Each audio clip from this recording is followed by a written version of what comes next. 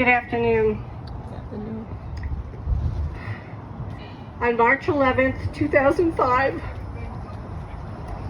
I stood at the cemetery in front of my daughter's coffin, sobbing uncontrollably. Believe it or not, in the distance, I could actually see the truck with the workers holding their shovels, waiting patiently for me to stop crying so family members could lead me away and they could bury the casket.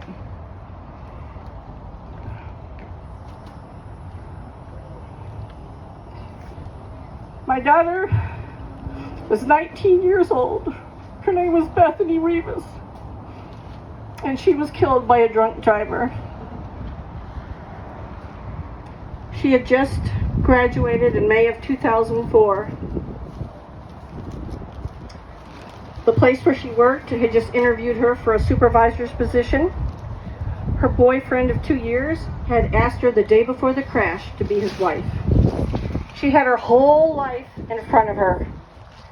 But unfortunately, like many other young people, she went to a party where there was drugs and alcohol. Today, we are only a few weeks away from young people, high schoolers, going to their prom parties and parties celebrating graduation. Sadly, many of them may not come home. Statistics tell us that over 10,000 people a year are killed in drunk driving accidents, and that doesn't even include drug use. The autopsy report showed that my daughter and her friends had both alcohol and drugs in their system, including crystal meth. It was just a birthday party. We had no idea her friends were introducing her to meth. I'm going to read just a few lines of a poem I included in the book I wrote about Bethany's death. The name of the book is When You Walk Through the Fire, the Bethany Rivas Story. And although the poem is heartbreaking, when I finish reading it, I'm going to tell you a true story, one of victory, and one that proves we can change the ending of our story, even if it includes drugs and alcohol. I have many names, but there's one you know best. I'm sure you've heard of me. My name is Meth. I destroy homes. I tear families apart. I take your children, and that's just the start. When I possess you, you'll steal and you'll lie. You'll do whatever you have to just to get high. I'll take everything from you, your looks and your pride. I'll be with you always, right by your side. I'll be your master. You'll be my slave. I'll even go with you when you go to your grave. I can bring you more misery than words can tell. Come, take my hand. Let me lead you to hell. I want you to know that as I stood in front of my daughter's grave, I felt like I was in hell. I was overwhelmed with an agonizing grief. But as a Christian, I also knew that God had the power to change the ending of my story. Yes. I prayed and I said, Lord, with your love, heal my wounds. Give me the grace I need to forgive the drunk driver. And praise God, he did. Yes. I was able to write a letter to the drunk driver in prison and tell him I forgave him. Writing that letter didn't change the fact that my daughter was dead, but forgiving the drunk driver changed me. I no longer was angry, as I finally had a peace that passes understanding. I also prayed and asked God to give me the strength to tell Bethany's story to others, to warn them of the dangers of drugs and drunk driving. I joined Mothers Against Drunk Driving, and I began speaking at many various venues. But most of the time I went to high schools. And when I would go, I would hand out these little red bracelets that say, "Remember Bethany." And then I would show a PowerPoint. And I would show dozens of pictures of my daughter. And the kids would all laugh because most of the pictures showed Bethany holding a cat. And then I would tell them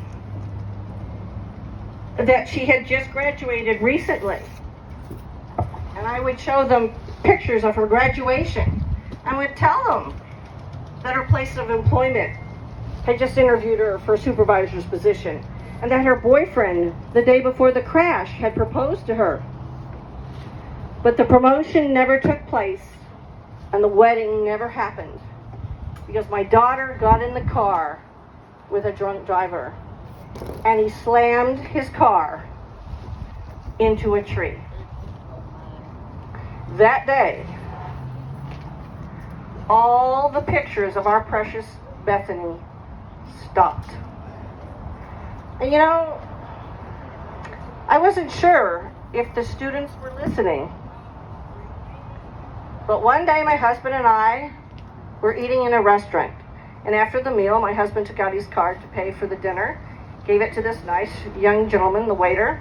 And he looked at the name on the card and he stopped, and immediately he turned to me and he said, "Excuse me, ma'am, but are you Mrs. Rivas, the one who goes to the high schools and tells the story of your daughter Bethany, who was killed by a drunk driver?" And I said, "Yes, I am." Okay.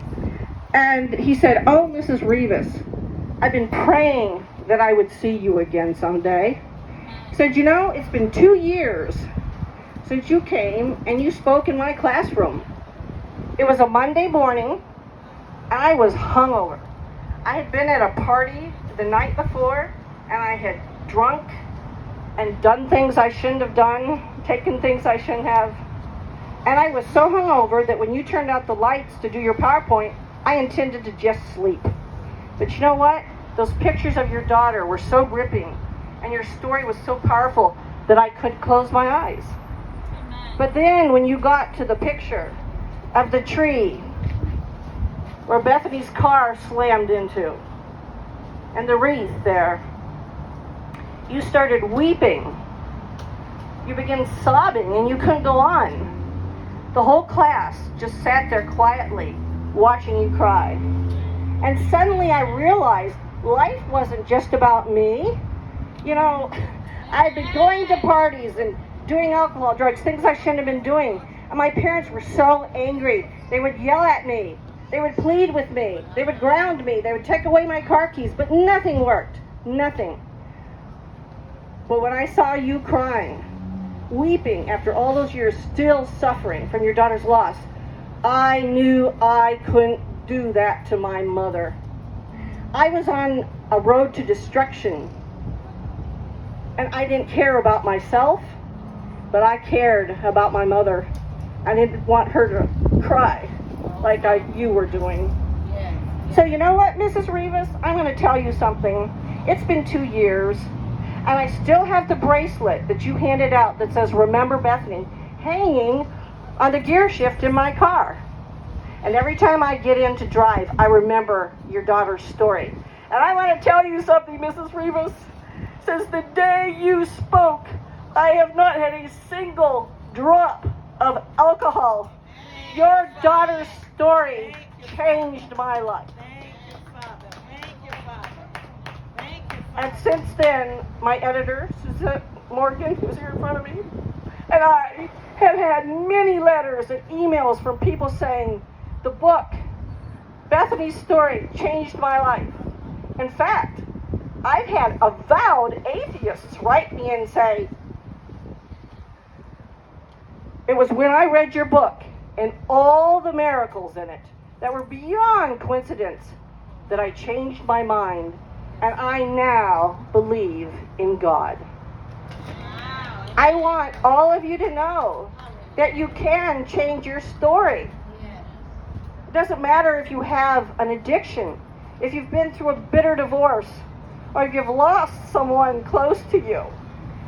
Regardless of the circumstances, God's love can heal your wounds. God's grace can give you the ability to forgive the person who has wronged you. And the power of God can enable you to triumph over tragedy and turn a test into a testimony. God bless you.